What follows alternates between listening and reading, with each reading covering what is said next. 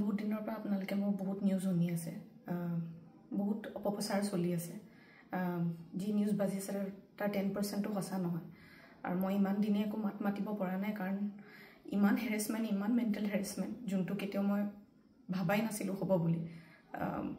সেইখিনি মই পাৰ কৰিব লগা হৈছে মেণ্টেলি প্ৰস্তুত নাছিলোঁ কোনো ধৰণৰ কথা ক'বলৈ বা কিবা ষ্টেটমেণ্ট দিবলৈ সেইটো কাৰণে 7 দিন মই যেনে কটালোঁ কিন্তু এতিয়া জোখতকৈ বহুত বেছি অপপ্ৰচাৰ চলিছে বহুত ধৰণে মোক সাঙুৰ খুৱাইছে বিভিন্ন ক্ষেত্ৰত ন্যায়ালয়ে মোক দুখী কৰা আগতে নিউজ মিডিয়াই মোক দুখী কৰি মোক এতিয়ালৈকে ফাঁচি দিছে মোক অলৰেডি মই দুখী বুলি কথা কৈছে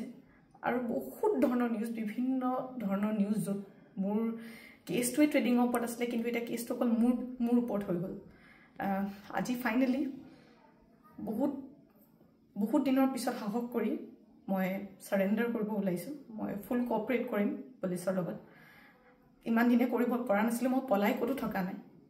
মই লুকাই আছিলোঁ অকণমান মই পৰা নাছিলোঁ সহ্য কৰিবলৈ ইমান সহজ নহয় নিউজ এটা শুনি থকা বা নিউজ এটা কৰি থাকিলে যি মন যায় তাকে কৈ আছে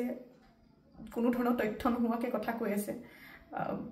মই ভাবিছিলোঁ ইমানখিনি কেতিয়াও নিউজ মিডিয়াই নকৰে ইমান তথ্য নথকাকৈ ইমান নিউজ নবজায় কিন্তু আজি নিউজৰ মিডিয়াৰ ফলত মই আজি দুখী গোটেই মানুহৰ আগত মোৰ মান সন্মান মোৰ মা দেউতাৰ মোৰ পৰিয়ালৰ গোটেইবোৰ উলংঘ হৈছে আৰু এতিয়া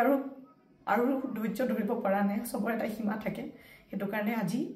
মই সাৰেন্ডাৰ কৰিম আৰু মোৰ বিশ্বাস যে তথ্য চাই ন্যায়ালয়ে ডিচিশ্যন ল'ব আৰু মিডিয়াৰ নিউজ চাই নহয় সো আজি মই সাৰেন্ডাৰ কৰিম আৰু মই ফুল কোঅপাৰেট কৰিম পুলিচৰ লগত আৰু মোৰ বিশ্বাস যে যদি মই সত্য হয় মোৰ কোনো ধৰণৰ শাস্তি নহয়